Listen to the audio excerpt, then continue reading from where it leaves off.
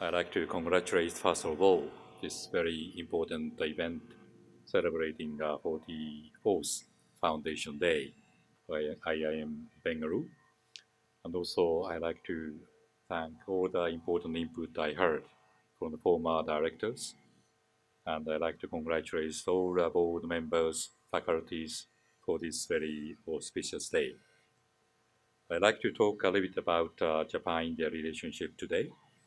At the same time, I'd like to say something about our bonds with this very beautiful city, Bengaluru. This is my sixth visit in this city. Every time I came here, I enjoy the beauty and the very greenery city and very pleasant weather. Meeting many my friends here, trying to establish more strong ties between Japan and this city. Actually, this year, the new Consul General Office, full-fledged Consul General Office was established in the city. A new Consul General was appointed. Mr. Kitagawa is here together with us. And we are trying to enhance our relationship even more with the city in many areas, including the academic field. I'm very pleased to be here at this institution, very distinguished, very long traditional institute here. This is the second time for me.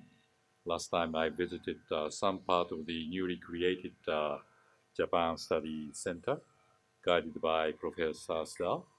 And I'm very happy to have this new institution established on the very important occasion of the Prime Minister's visit to Gujarat. It was 14th of September. I hope that this institution will be evolved and developed, and I have heard of several suggestions from Director Raghuram, so I feel I'm obliged to do more to support this institution. I know the reason why I'm invited today. Maybe I'm asked to do more to support this institution. So not only that, of course, I have a moral, attachment to Bangalore City and this institution. That's why I commit myself. I do my best effort to enhance this institution because this is a very unique institution. I've never heard of this Japan-India Study Center kind of institution in other universities or institutions in India. So I'm very much excited to see how it will be developed. And of course, inviting many students from Japan, or maybe dispatching more students from here to Japanese universities. I'm very much keen to develop more human-to-human or people-to-people exchange from Japan, between Japan and India. So this can be a very important model for developing this kind of dream that more people will be visiting each other, especially younger generation. So I stand ready to support whatever I can do for the future development of this institution. I like to talk about the Japan-India relationship today, but it is very wide-ranging and it's very late evening. So to start talking about Japan-India relationship, it may take 2 or 3 hours. But today I'd like to limit myself some salient points for recent development of Japan-India relationship, making use of some of the screens, the panels, in order that you can understand a little bit about our relationship. You'll see this is some pictures taken on the occasion of Prime Minister visit to Gujarat last September. The left picture is a very exciting parade, an open car by 2 leaders and Prime Minister with wife Akie. I haven't seen this kind of welcome in other countries. Prime Minister told me the same thing. He visited more than 60 countries in 4 or 5 years' time. But this is Nakan's most heartfelt welcome he received in foreign countries. I heard that more than 50,000 people took to the streets. And from all states from India, there are dancing teams, singing teams came to the street and dancing, singing, especially young people, and flapping Japanese and Indian flags. That is something unprecedented. My friends in the government told me that before the prime minister's visit, you'll see something maybe all Indian people have not seen in recent years. So I don't understand what they are saying, but when I saw this scene, I realized what they meant about. So this is something very moving event that I think represented very close friendship between our Prime Minister Abe and Prime Minister Modi, and also recent years flourishing Japan-India bilateral relationship. So this is a very symbolic thing. I heard that the Prime Minister Modi himself is personally engaged to make sure that Prime Minister Abe and his wife will be received welcome in this way.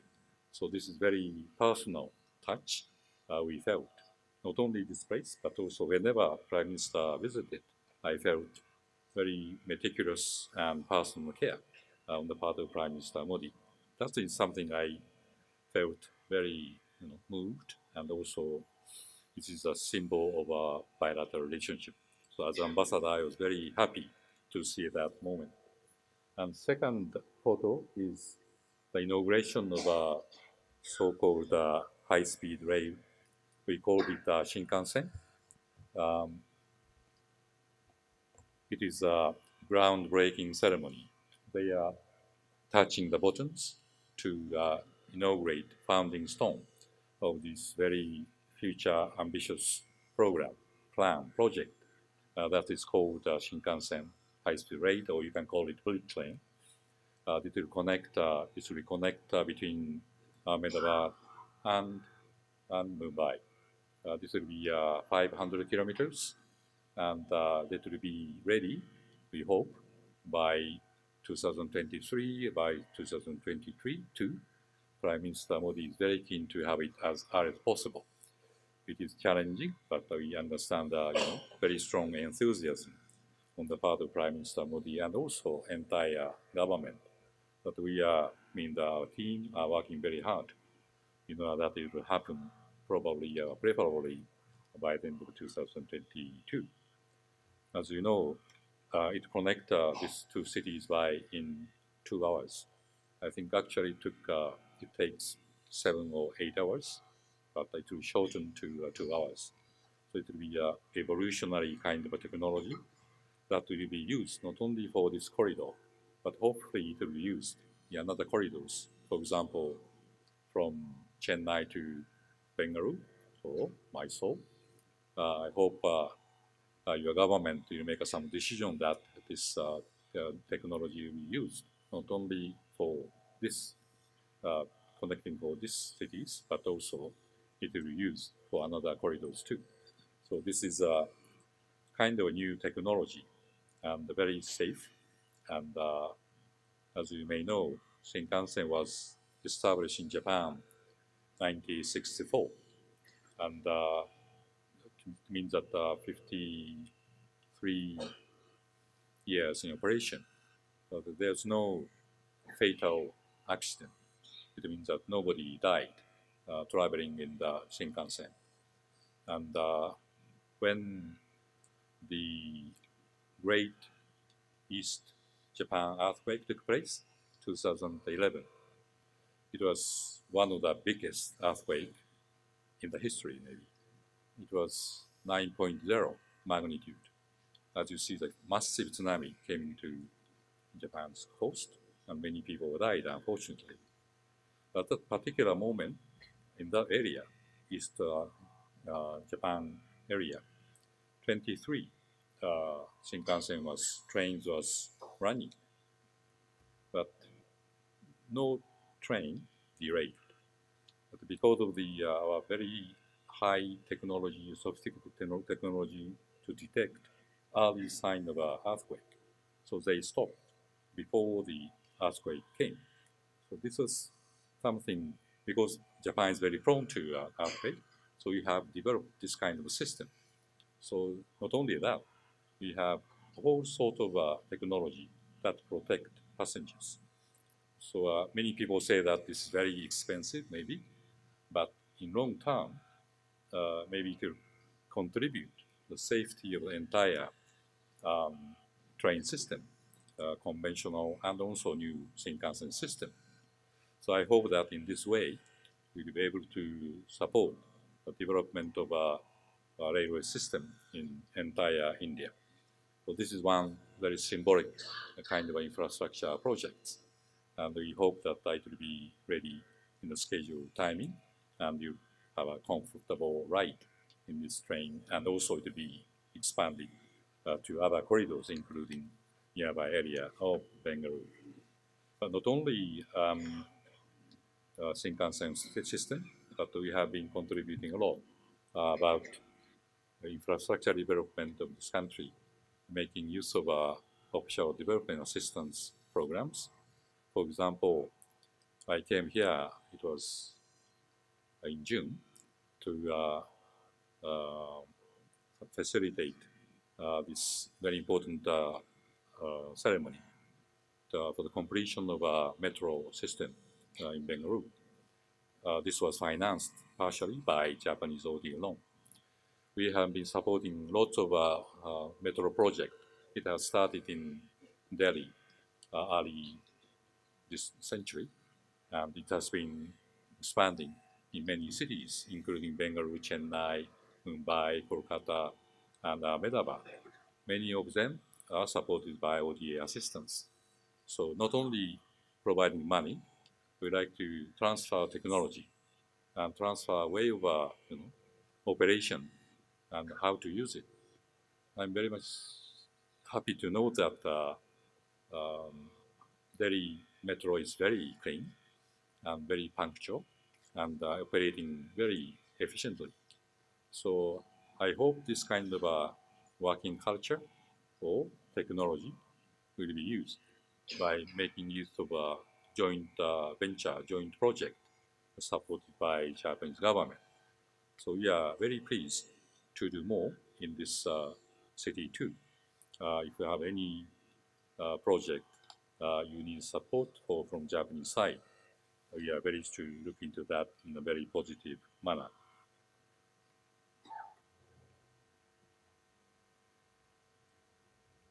Again, I like to pick up some of the points we have special interest in our relationship. I talked a lot about the infrastructure project, but we have very important strategic relationship between two countries. Every time prime ministers meet, they have very in-depth, frank exchange of views. How do you see the global situation or region surrounding two countries? We have started dialogue with regard to how to make this region. This region means Indo-Pacific region. Japanese Prime Minister, when he was Prime Minister in 2007, in his first term, he announced his new idea, that is confluence of two seas. Two seas means Indian Seas and Pacific Ocean. So how to connect it as an entire domain to make it Pacific and place the rule of law prevails. So this is first moment that Prime Minister Abe announced this idea. It was developed into the new philosophy or strategy, which is called Open, Free and Open Indo-Pacific Strategy. This was announced 2 years ago, and it is intended to make this region big strategic domain, Indo-Pacific, and improve intra and inter-regional connectivity, and to promote fundamental values such as freedom, openness, rule of law. Japan bears the responsibility of fostering the confluence of the Pacific and Indian Ocean and of Asia and Africa into a place the value, freedom, the rule of law, the market economy, free from force and coercion, and making progress. He said, let us make this stretch that is from Asia to Africa, a main artery for growth and prosperity. That is Prime Minister's idea. To achieve this, we need the help of India. India is located in the middle of this entire ocean. And Prime Minister Modi announced his initiative, which is called Act East policy, looking east, to connect with other Asian countries, like Southeast Asian countries and East Asia, which includes Japan. So these two strategies have a lot in common, and there have a lot of synergy between two initiatives. That's why we are talking that we have to do more to have a more interaction or synergy between two initiatives, especially by establishing some of the projects together to connect this part of the world and East Asia, and also from here to Africa. You know, the Indian companies have a long tradition in doing business in Africa, a lot of networks and experience doing business in Africa. But Japanese companies have not established this kind of a connection with companies and countries in Africa. But we have financing, we have technology to support African development. For that, two Japan and India can complement each other. If we want to do more business in Africa, we like to have a more business connectivity, business cooperation between Japan and India. That is one example. And also in this ocean surrounding India, connectivity is very important. For example, we are trying to establish or modernize some ports in this region. Means Indian continent, subcontinent, and some countries like Sri Lanka or Bangladesh, Myanmar, Thailand. Japan has been doing a lot to support infrastructure project in these countries. And India is now looking east to explore the possibility of doing more for their infrastructure development. So there are a lot of opportunities that India and Japan can collaborate together to do something more meaningful for the development of these countries. That's why we are talking a lot how we can support each other in this connectivity project. Connectivity doesn't mean only maritime connectivity, but also land connectivity is important. That's why Japan is putting a lot of emphasis on the development of a northeast region of India. We have traditional ties with this part of India, and also we have affinity with the people there. And this is an important region to connect with the rest of the Southeast Asia. I know that India has been doing a lot of business in infrastructure development, in road development in Myanmar, Thailand, Bangladesh, and Japan has been doing a lot in the same countries. And we have already some project ongoing in Southeast Asia, road project and so on. So there's a good chance for two countries to work together for supporting Southeast Asia. So this connectivity agenda, I think, a lot of potential for future collaboration between Japan and India. And of course, there are some issues with regard to defense security cooperation. We have been having regular maritime exercise together with the United States in the Indian Ocean and sometimes in Pacific Ocean. That is called Malabar exercise. It took place last July with the participation of Japanese Maritime Self-Defense Forces and American Army and Indian Army. The level of understanding, cooperation, interoperability has been deepening every time they have this kind of exercise. It means that in maritime domain, the security of maritime domain, Japan, India can do a lot of things to secure the security and safety in this maritime domain, and the trilateral cooperation plays a very important role. So we are keen not only bilateral relationship between Japan and India, but also to improve some of the friends countries which share the same values, the freedom of navigation, rule of law, open democracy and open market system. So we have already started various dialogues among three countries, Japan, India, and the United States, in various levels. Eventually, I hope that Australia, which is another country which shares same values, will join this kind of a trilateral exercise. So in this way, we can make sure that this fundamental value will prevail in this region.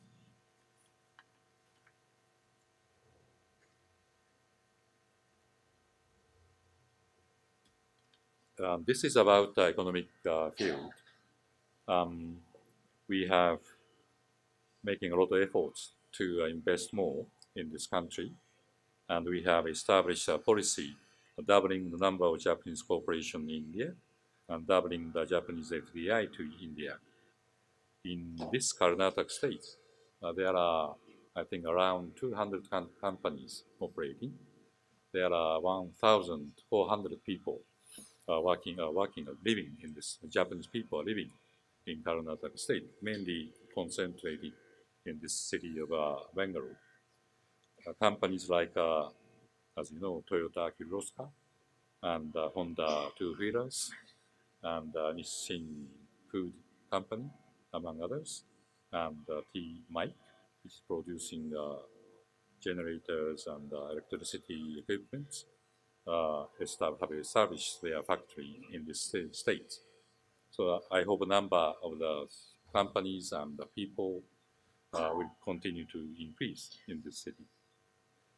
And looking at the number of the Japanese investment to India, 2016, last year, fiscal year, the amount of investment was something like $4.7 billion compared with the previous year's figure that was 2.6. It means that the $2.1 billion increase in this 1 year. It means that a lot of Japanese companies are interested in investing here because of the high growth of the economy, a lot of talent here, a lot of opportunity for business in this country. I'm encouraging Japanese government, Japanese business people that let look at the Indian market in a positive manner and take a kind of risk to invest more in this part of a growing economy. So I think this Japan is third biggest investors in this country. First is Singapore. Second is first is Mauritius, I think. Second is Singapore. But Japan will be the most biggest investor in terms of manufacturing sector. So we are happy to contribute making India initiative and skills in India initiative on the part of Prime Minister Modi. So that is one area we are having a lot of interest in doing business is India. Second thing is more manufacturing technology development initiatives supporting skills development in this country. For that, we have established Japan Institute for Manufacturing called JIN. We have opened new institutes in several states, including Gujarat and Tamil Nadu and among other states. So we'd like to have more institutes established, maybe here in this state.